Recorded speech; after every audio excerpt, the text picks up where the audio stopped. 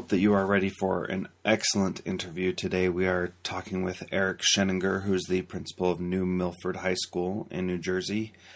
He recently wrote a book called Digital Leadership, and it is a great book. I hope that you have an opportunity to look at the show notes and download it, or buy it and read it, because he gives some great examples of how to be a digital leader and how to make a real difference in your students' lives.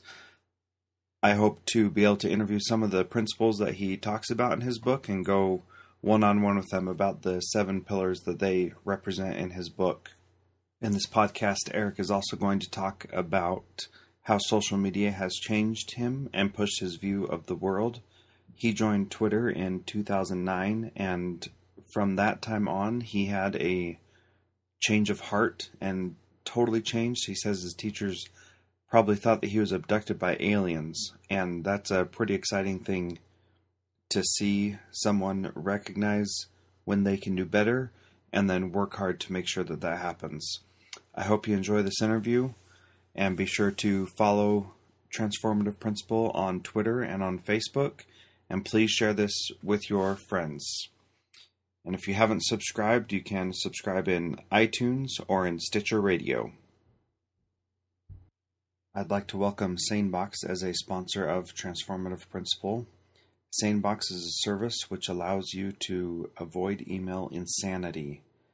It is really awesome because what it does is it takes all the email that you get, it reads the headers, and it determines whether or not you need to see that email right away, or if it can save it for you later. It helps keep your inbox sane. What I really love about this is that it feels like I have a secretary who's waiting to give me information until I actually need it or have time to think about it. Every day at 4 o'clock, I get a summary email that tells me all the emails that I got that didn't go straight to my inbox, and then I can deal with those at a time that is more convenient for me and not be interrupted when I'm doing other things throughout the day by emails that don't really matter. I love SaneBox. Check out the show notes for a link to get $5 off.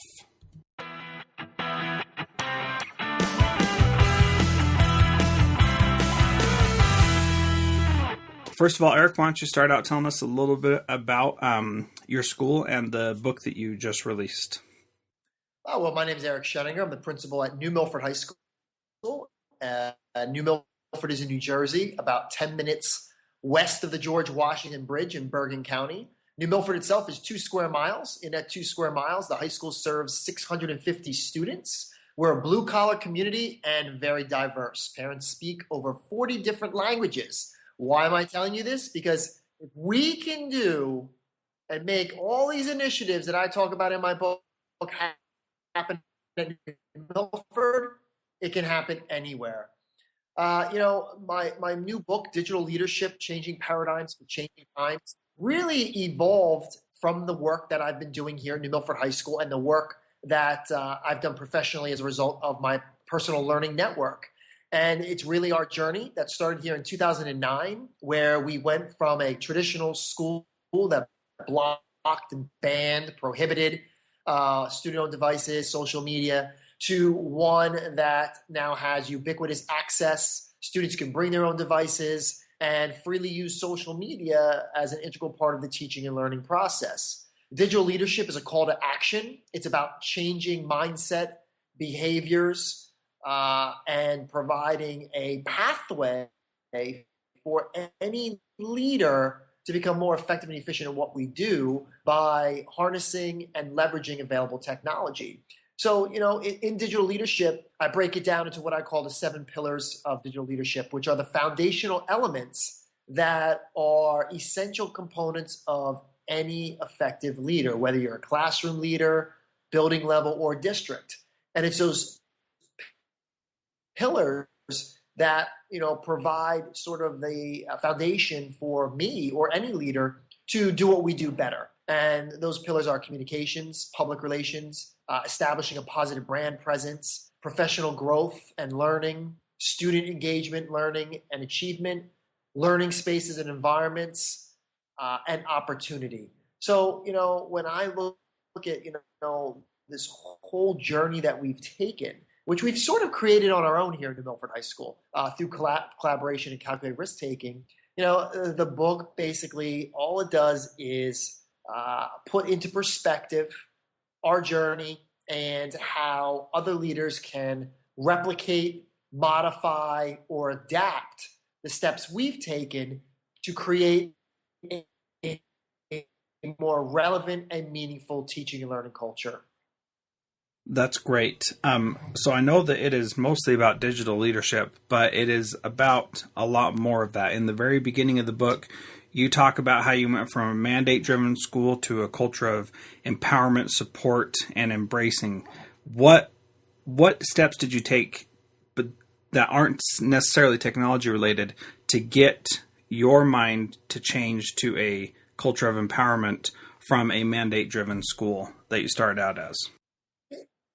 Yeah, I think, even though the book is called Digital Leadership, leadership is leadership. It's no different today than it was yesterday. Yep. There are still those essential elements that characterize effective leaders today or yesterday.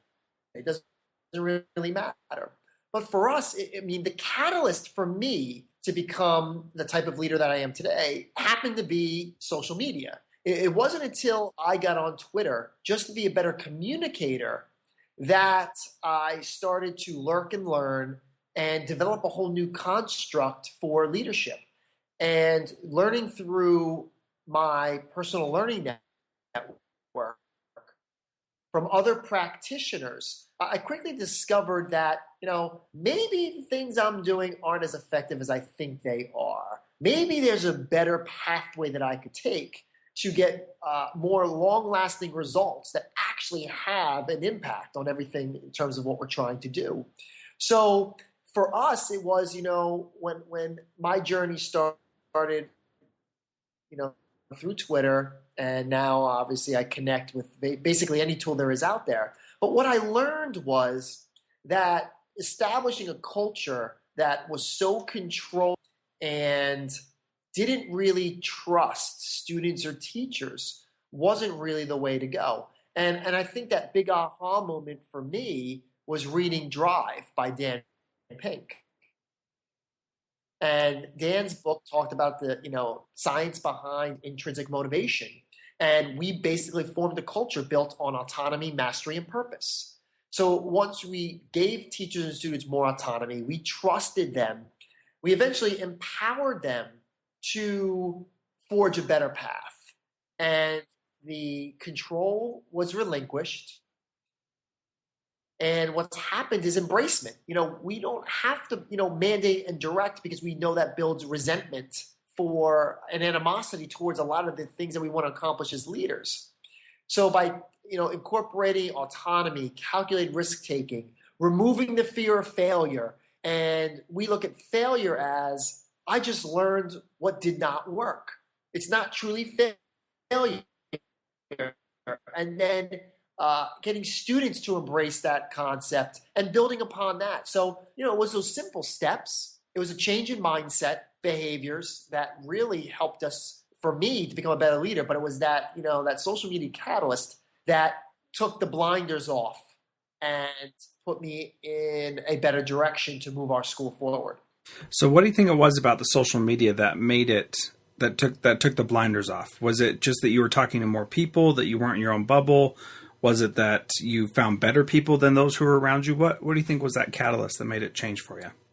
I think schools have been structured the same way for so long that they're either silos of information or isolated islands.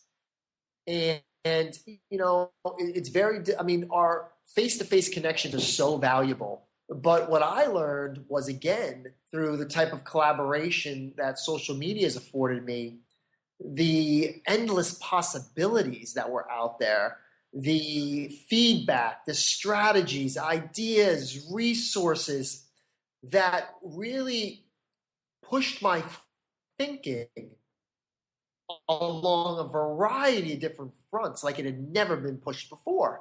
And I eventually just reflected. I looked around and I'm talking to colleagues, I'm watching what they're doing. And the first thing I thought of is one, why are we not doing it here in New Milford? And two, why the heck was I so ignorant and stubborn as a beginning administrator? And you know what? What we don't know, we fear. And for me, I was not educated on a variety of different pathways that we could be going here in New Milford High School to really create a meaningful, relevant, applicable, authentic culture here at New Milford High School that our students found value in. Right. And that's one of the things that you talk about in the book and in the other podcasts I've listened to, is that the students are the ones that we really should be focusing on. And sometimes we get lost and think that it's all about the teachers or it's all about the parents and pleasing them. But really, our students are our number one goal, and they're who we're doing everything for. And we sometimes lose sight of that. Yeah, I think we lose sight of it often, especially as building and district level leaders, is that, our job is to make sure that our number one stakeholder is prepared for success in a dynamic, changing world. And if they're not happy, we shouldn't be happy. And I think this lens to digital leadership is really about empowering student voice and enabling them to be an integral component of the change process. So, listening to them, implementing their ideas, whether it be along the lines of technology, which more often it is, because we suppress their rights, and their rights in a sense to how they can and should learn. So digital leadership is about, bringing them into the conversation, having them spearhead initiatives that, whether they involve or don't involve technology, that's irregardless of the point. But how do we get students to be the epicenter of this focus on essential skill sets that they so need, not standardized tests? Because you want to know, the world is not a standardized test. But these skills such as collaboration, communication, creativity, technological proficiency, media literacy, digital citizenship, entrepreneurship, global awareness, that is what the end game should be for schools. And it really is incumbent upon our student leaders to help us get to where we need to be. Right. I think this is probably a good time to talk about cyberbullying. That's one of the things that administrators and teachers are very much afraid of. And I've heard you say that you have virtually no cyberbullying going on at your school. Right? Is that right? It is a mere fraction of the discipline that we deal with. And a great deal of our success in this area, again, comes down to we trusting our students with their own devices. We are empowering them to use the devices for learning. We are educating them about digital citizenship, responsibility, and creating a positive digital footprint. When you create a culture of teaching and learning that allows tools, whether it be devices or social media, to be aligned with learning outcomes, and that is the culture that resonates with your students and with your staff, you no longer have to fear what students might be doing. Mm-hmm. There are two groups that are at fault if cyberbullying and inappropriate behavior are taking place in school. First and foremost, it's the administration for not establishing a culture that dictates that the tools will be used for learning, increased productivity, and conducting better research. But then also on lesson design, in a sense that, students are not authentically engaged in the teaching and learning process. So I think for us, having a vibrant social media presence, consistently modeling how we use social media as a professional tool for teaching, learning, and communication, getting our students involved to learn transparently, showcase their work, engage in conversations online, has really helped us to create a sort of digital presence that we're proud of. And Our students, they know we're out there, but they also know that we're not looking for them to make mistakes. We're looking to showcase the great work that we're doing. And the conversation shifts from inappropriate behavior to loudly boasting about, what did we learn today? How did we make a difference? How did we drive change And we just have example after example of our students doing this. You know, we go to conferences. What do? People get up, they take pictures, they do audio notes. Our students do that in school. They capture moments of learning with their phones. That's what we do now as administration. So everything is interconnected here with our strategy to incorporate what we call mobile learning devices as tools to really just enhance the entire process for our kids and make it more, again, relevant, meaningful, and applicable. Yeah, that's great. So before you joined Twitter, you were the principal at New Milford, right? Yes. And so you had to go through this change that you experienced while you had already been communicating your vision to the teachers, and then you had to kind of go against, maybe not against, but just change how you thought of things. Talk about that process. How did you get teachers on board with you so they believed and trusted what you were saying and didn't think that you were just chasing some new fad? Yeah, I think most people think that I was abducted by aliens and to drop back off because I did a complete 180. And again, for me, I had my perception of social media and open source technology was based on my fear and lack of education.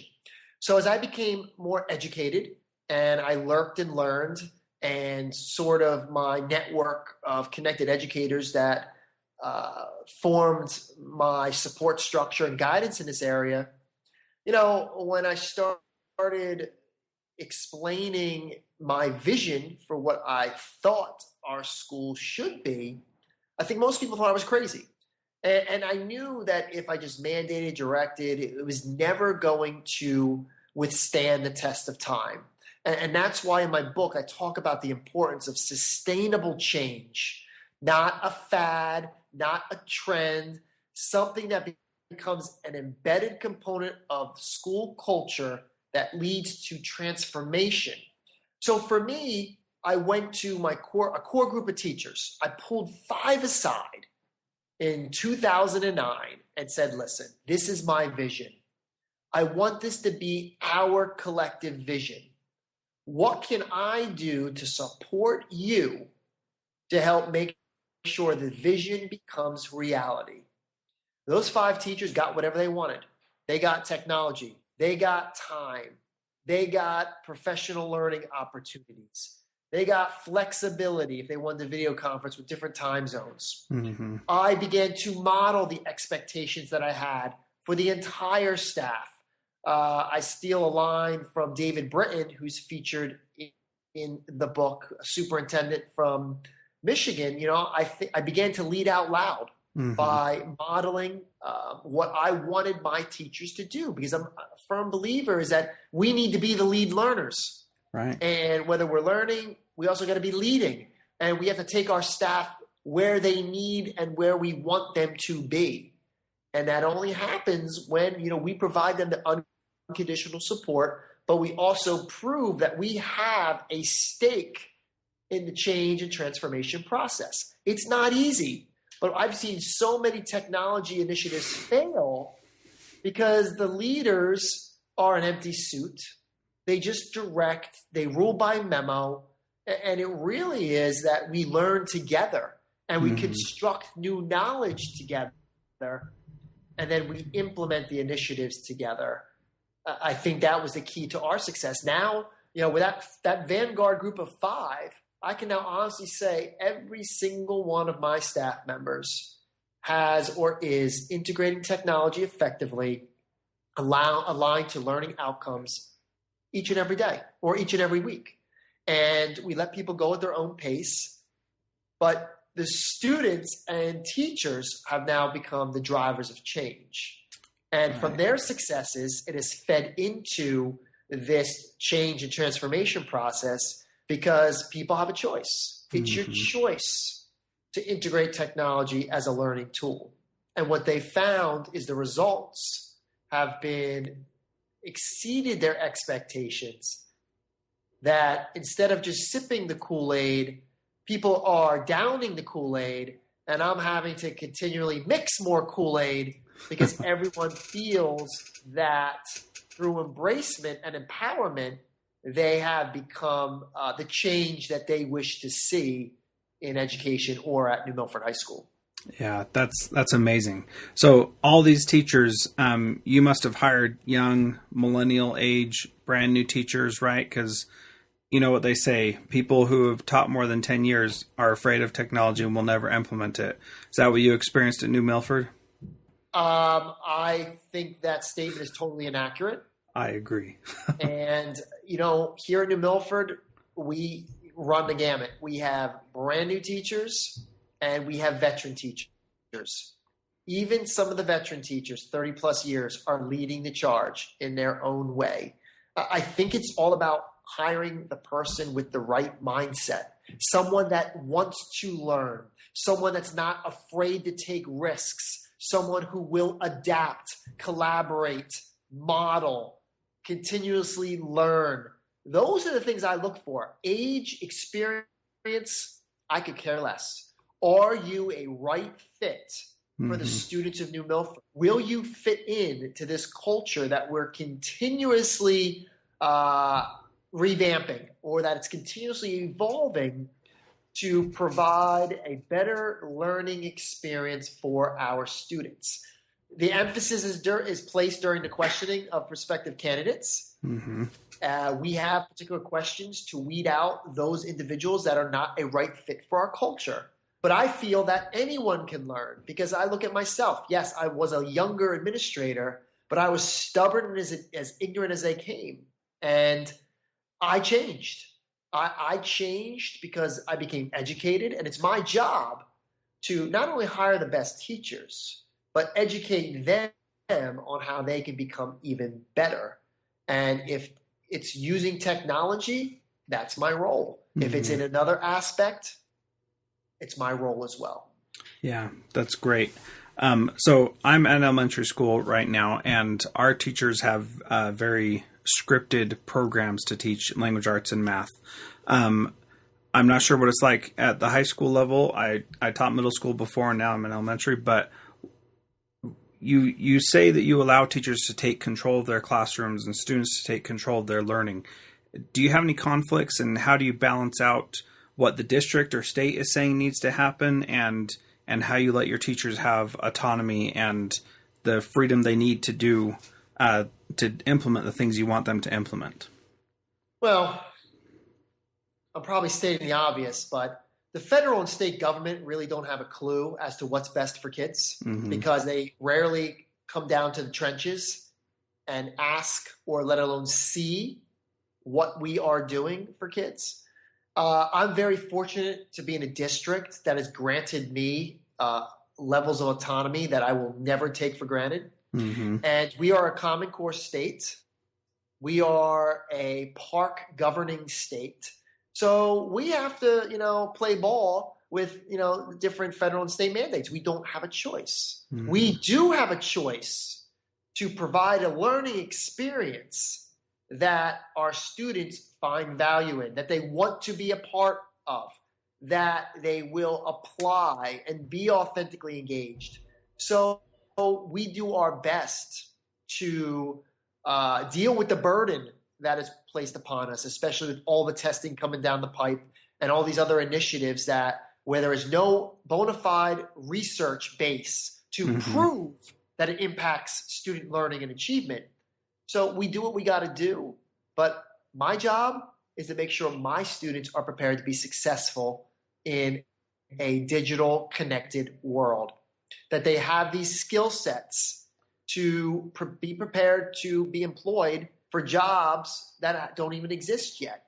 So it's a little mix. We are making sure that the Common Core standards are being addressed, but we've taken control on how we address them, how we assess them to a point. I mean, when Park gets rolled out next year, we'll have less control over the assessment piece, because our kids will be turned into testing zombies. And my fear is that all the great work that we've done here over the years could be undone. And we've seen increases in AP scores. We've seen dramatic increases in attendance. Graduation rates are at an all-time high. We're like 95% last year.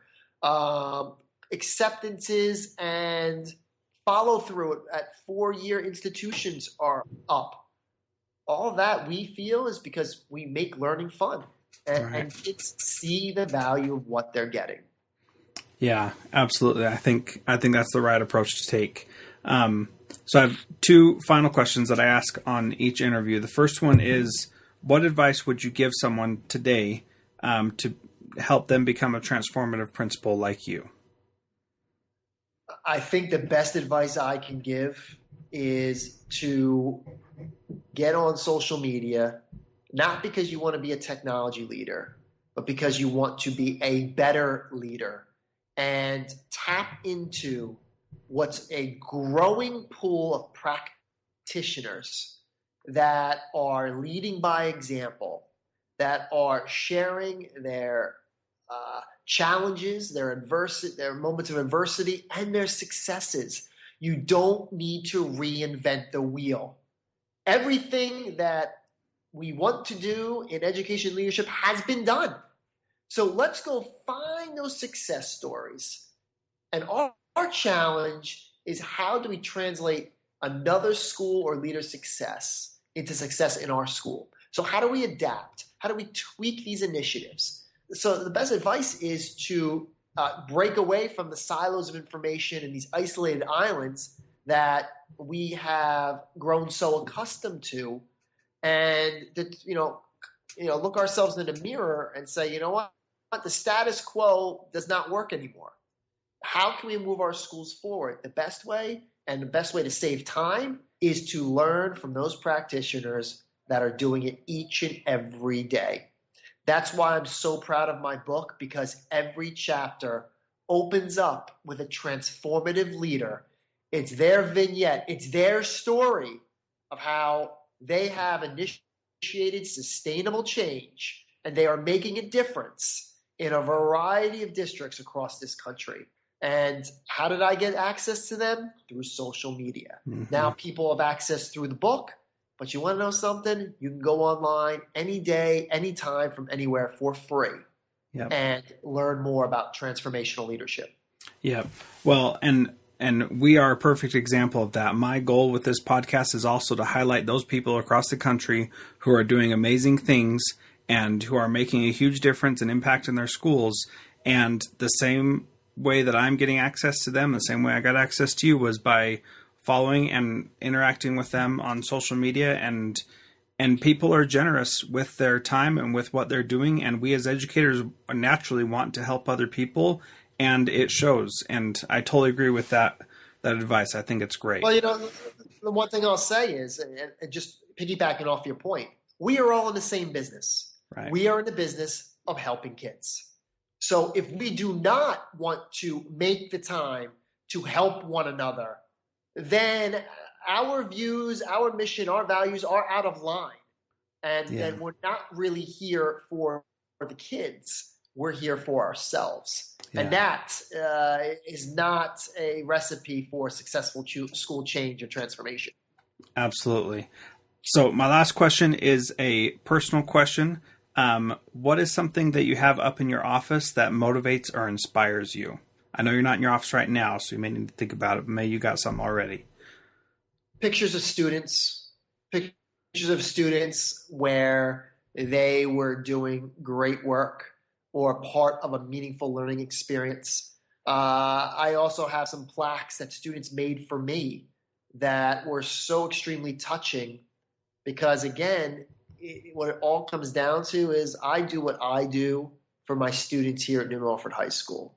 And I hope that some of our stories, our initiatives, our successes can help other schools provide a better learning experience for their students. So there are a lot of things up on my walls, because this journey has led to a great deal of professional success. Mm-hmm. But the only success that really means anything is that which is connected to my students. So anything student related, which there are many different things in my office, that's what I am most proud about. And that's what motivates me each and every day to do what I do, to not only help the New Milford students be the best they can be, but show the world the potential of a New Milford High School student.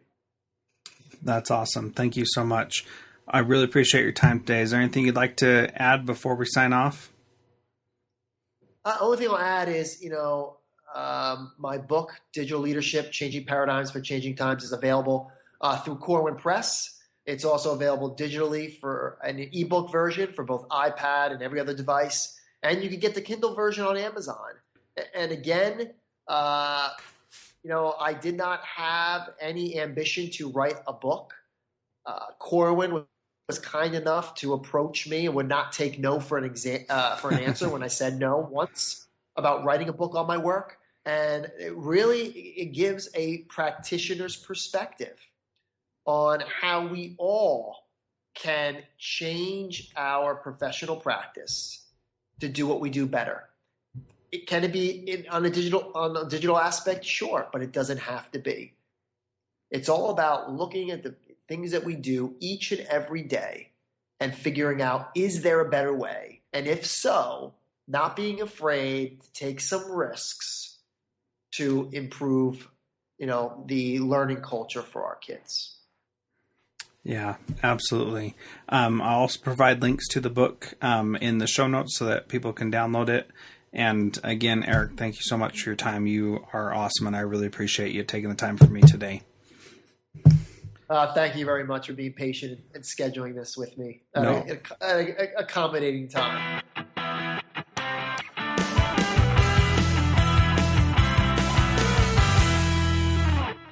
I want to thank Eric Sheninger for an awesome interview. That guy is very inspiring.